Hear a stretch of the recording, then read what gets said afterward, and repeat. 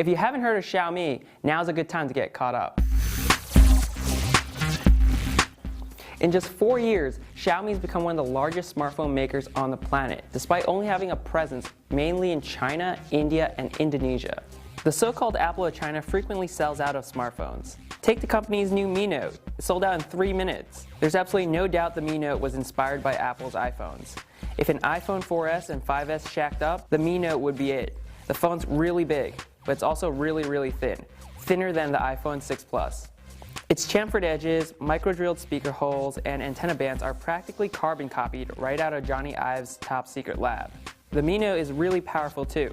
From web browsing to watching YouTube videos to playing 3D games, the Mi Note powers through like there's no tomorrow.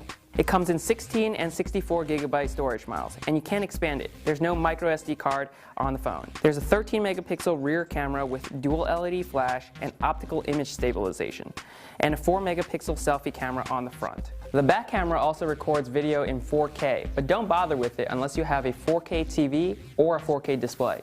The Mi Note runs Android 4.4.4 KitKat with Xiaomi's custom Mi UI. Mi UI can best be summed up as a mixture of Android and iOS. Its flat, minimal user interface is very pleasing.